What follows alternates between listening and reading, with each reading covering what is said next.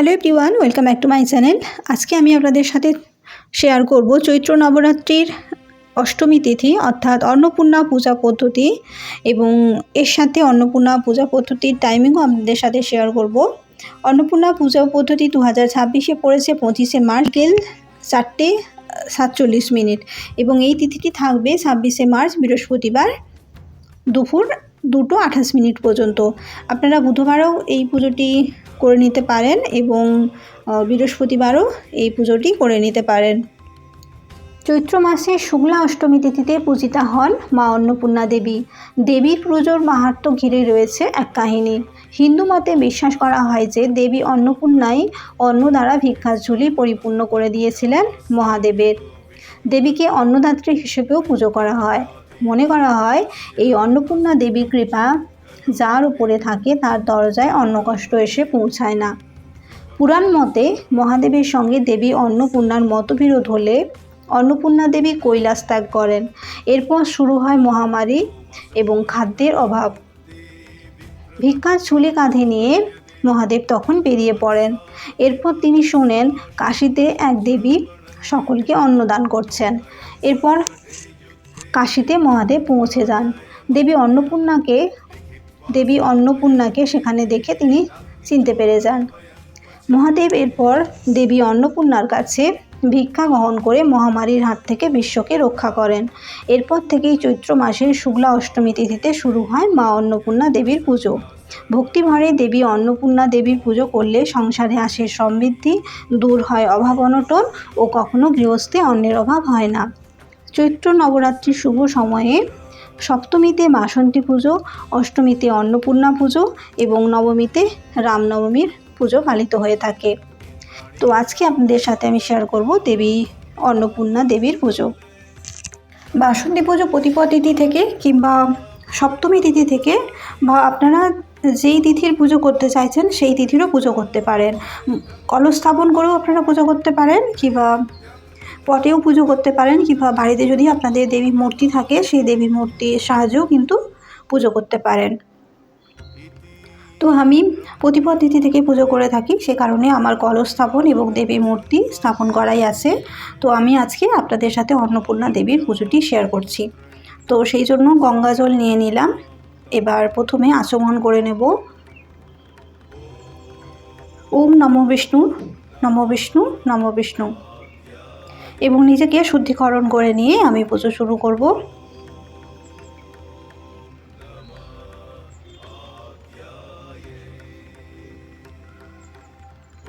সমস্ত জিনিসে গঙ্গা জল ছড়িয়ে দেব।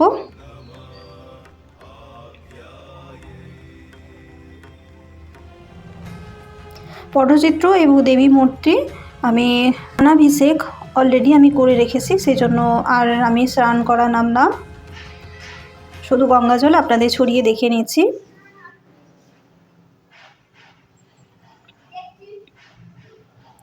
এবার আমি ধূপ দ্বীপটা জ্বালিয়ে দিচ্ছি।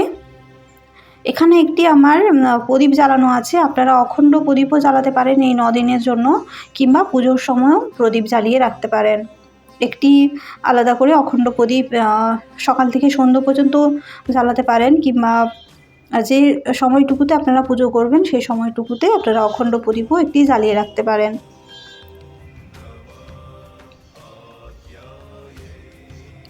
এবার আমি সমস্ত জিনিসে তিলক এবং ফুল দিয়ে পুজো শুরু করে নিচ্ছি। এখানে মা অন্নপূর্ণার পুজো করছি, সেই জন্য আমি চাল এবং আনাজ নিয়েছি এবং ফল নিয়েছি, প্রসাদ নিয়েছি।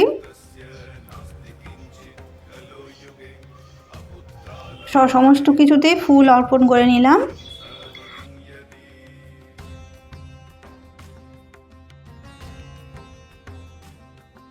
এবার আমি মা অন্নপূর্ণাকে স্থাপন করব, সেই জন্য মালা নিয়েছি। আমি আগে পটচিত্রে পুজো করতাম, এখন এবছর আমি একটি মা অন্নপূর্ণার মূর্তি নিয়েছি, তো সেটাকে স্থাপন করে আপনাদের দেখাচ্ছি।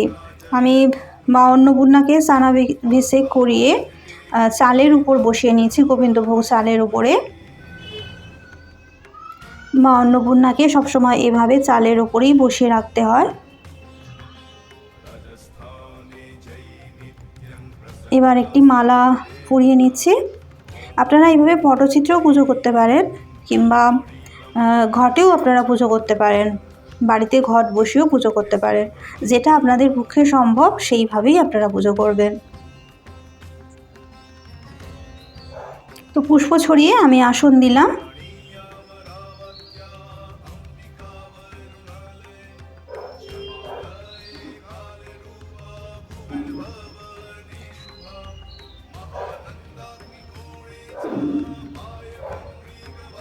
এটা হচ্ছে কলস, এটা হচ্ছে অন্নপূর্ণা কলস বলে এটাতে। এটাতে আমি চাল নিয়েছি, কুড়ি নিয়েছি এবং একটা টাকার কয়েন নিয়েছি এবং লবঙ্গ নিয়েছি। এটা সারা বছর পুজোর জায়গাতে রেখে দিতে হয়। এটাকে অন্ন কলস বলে। এই অন্ন কলস রাখার জন্য আপনার গৃহস্থে সুখ সমৃদ্ধি এবং অন্নের কখনো অভাব হয় না, সে কারণে এই কলসটি স্থাপন করতে হয়। তো এই কলসের সাথে সাথে মা অন্নপূর্ণা দেবীকেও আমি স্থাপন করলাম। এবার আমি মালা পরিয়ে নিচ্ছি একটা।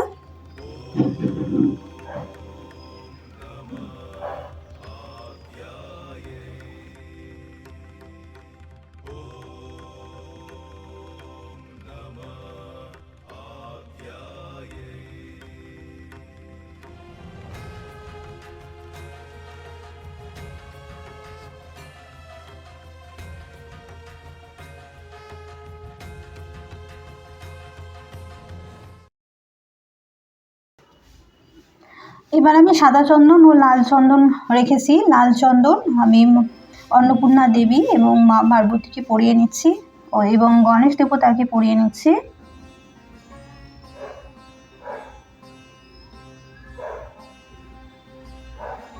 এবং সাদা চন্দন আমি মহাদেবকে পরিয়ে নিচ্ছি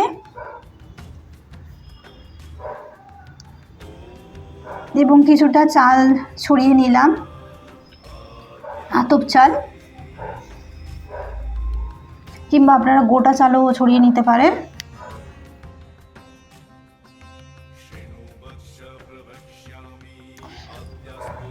এবার আমি সিঁদুর পরিয়ে নিচ্ছি।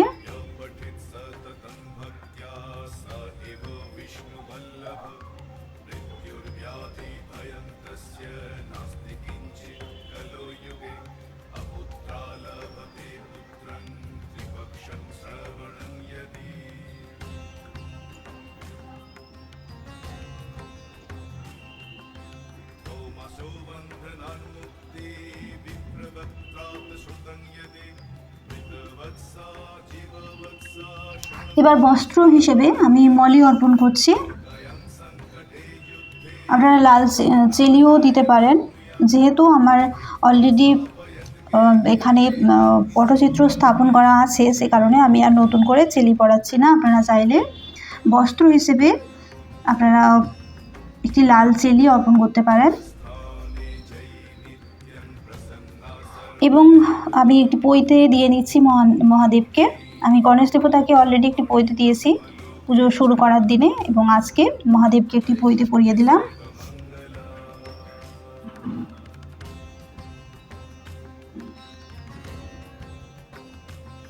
এবং সমস্ত জিনিসে আমি চন্দন লাগিয়ে নিচ্ছি।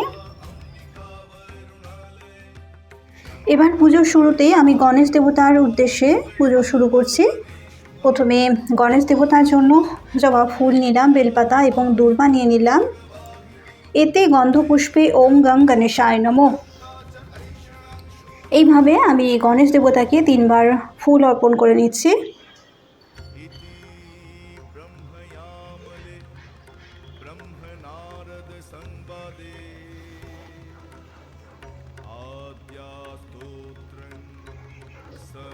এবার আমার হাতে ফুল বেলপাতা নিয়ে লক্ষ্মী নারায়ণ এবং পঞ্চদেবতা এবং কুলদেবতার উদ্দেশ্যে আমি ঘটে ফুল অর্পণ করে নিচ্ছি।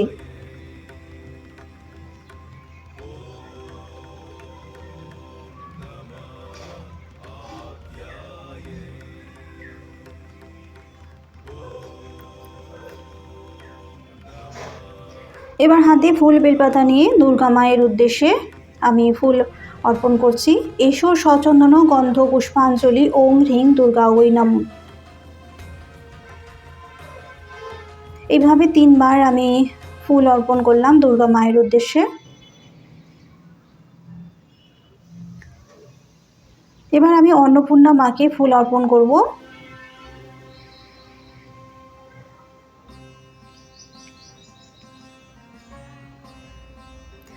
হাতে ফুল নিয়ে এসো সচন্দন গন্ধ পুষ্পাঞ্জলি ওং হ্রিং অন্নপূর্ণা ওই নমঃ, এইভাবে 3 বার আমি ফুল অর্পণ করে নিয়েছি অন্নপূর্ণা দেবীর উদ্দেশ্যে। এবার আমি হাতে ফুল চন্দন নিয়ে অন্নপূর্ণা মায়ের প্রণাম মন্ত্রটি জপ করে নেব 3 বার এবং ফুল অর্পণ করব অন্ন কলসে।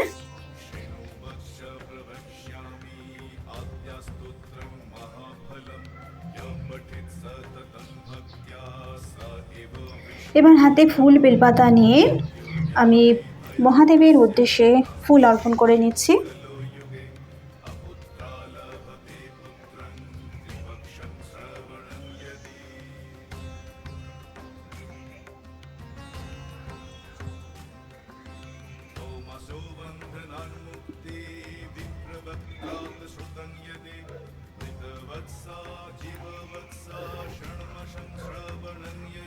এবার আমি নারায়ণের উদ্দেশ্যে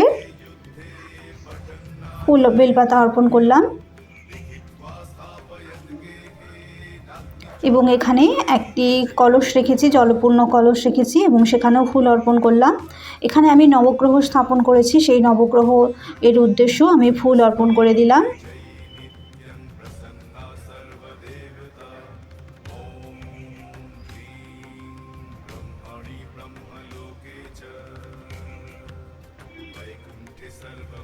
এবং দেবী মাকে 16 সিঙ্গার আগেই আমি অর্পণ করেছি এবং দক্ষিণা অলরেডি অর্পণ করে রেখেছি, সেই জন্য আর দেখালাম না আজকে। এবং এখানে জপকুণ্ড আমি স্থাপন করেছি, আপনারা চাইলে জপকুণ্ড স্থাপনও করতে পারেন কিংবা নাও করতে পারেন।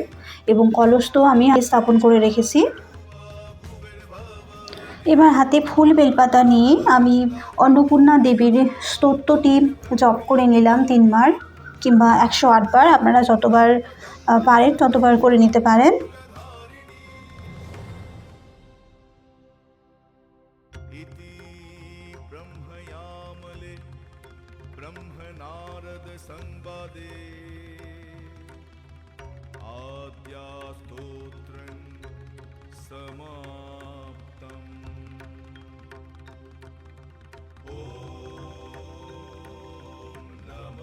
এবার আমি মহাদেবের প্রণাম মন্ত্রটি জপ করে নিচ্ছি।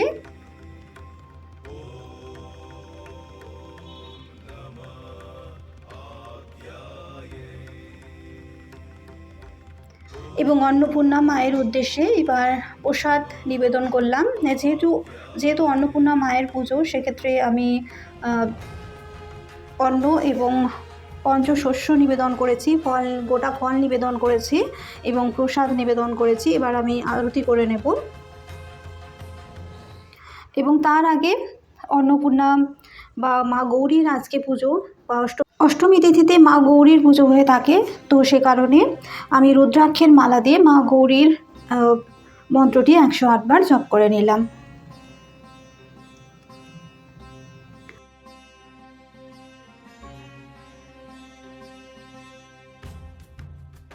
এবার আমি জপকুণ্ডতে জল অর্পণ করে নিচ্ছি। এই জপকুণ্ডে প্রত্যেক দিন কিন্তু সামান্য সামান্য করে জল ছিটিয়ে দিতে হবে।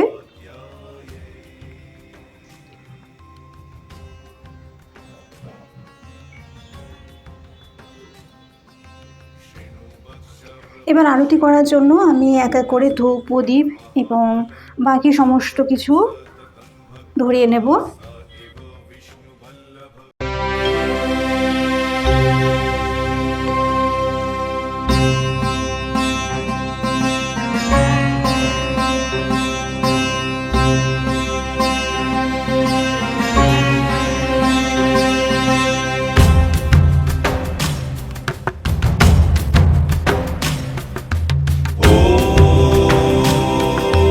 Namah Adhyaya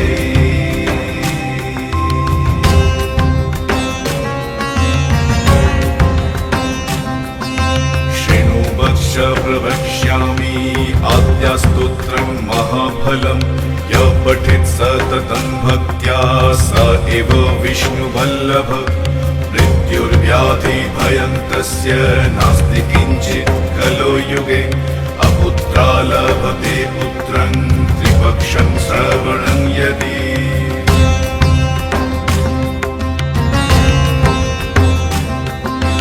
तमसो बन्धनान्मुक्ति विप्रवक्त्रात् श्रुतं यदि मृतवत्सा जीववत्सा षण्मशं श्रवणं यदि नौकायां सङ्कटे युद्धे पठन्नाजयमाप्नुयात् लिखित्वा स्थापयत् गेहे नाग्निचौरभयं क्वचि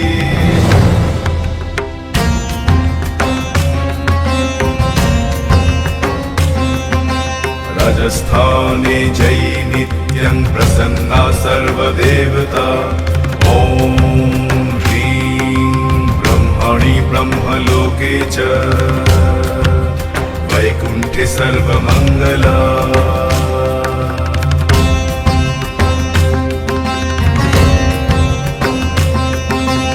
इंद्राणी अमरावत्या अंबिका वरुणालये श्यामालये कालरूपा भुविर्भुवने शुभा महानन्दाग्निकोणे च वायव्यङ्ग्रिगवाहिनी नैऋत्यं रक्तदन्ता च ऐषणां शूलधारिणी इति ब्रह्मयामले ब्रह्मनारद संवादे आद्यास्तोत्रं समाप्तम्। ॐ नमः आद्यायै ॐ नमः आद्यायै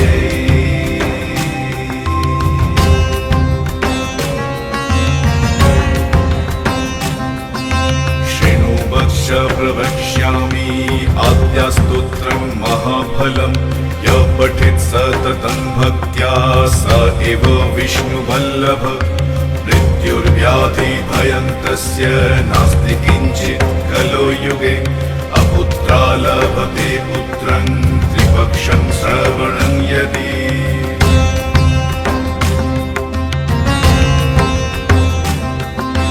तमसो बन्धनान्मुक्ति विप्रवक्त्रात् श्रुतं यदि मृतवत्सा जीववत्सा षण्मशं श्रवणं यदि नौकायां सङ्कटे युद्धे पठन्नाजयमाप्नुयात् लिखित्वा स्थापयत् गेहे नाग्निचौरभयं क्वचि। এবার আরতি সম্পূর্ণ করে নেওয়ার পর এবার আরতি আমি ঠান্ডা করে নিচ্ছি।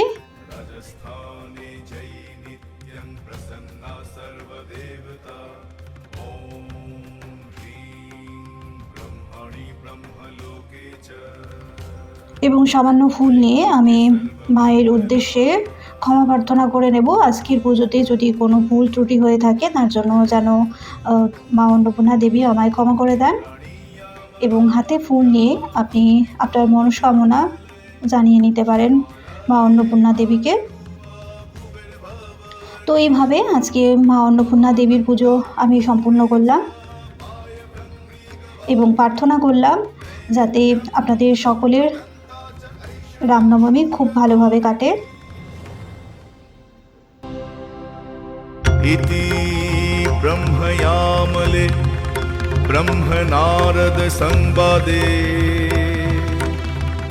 आद्यास्तोत्रं समाप्तम्। ॐ नमः आद्याय। ॐ नमः आद्याय। আজকে দেবী মা অন্নপূর্ণা দেবীর পুজো আপনাদের ভালো লেগে থাকলে অবশ্যই কিন্তু লাইক, শেয়ার এবং সাবস্ক্রাইব করে রাখবেন। এবং আমার এই রায়কেশ্বরী চ্যানেলে এবার থেকে আমি আপনাদের পুজোর সমস্ত ভিডিও আপলোড করব। তো অবশ্যই আপনারা যারা নতুন আছেন আমার এই চ্যানেলটি কিন্তু সাবস্ক্রাইব করে রাখতে পারেন। আজকের ভিডিওটি দেখার জন্য আপনাদের অনেক ধন্যবাদ। Thank you.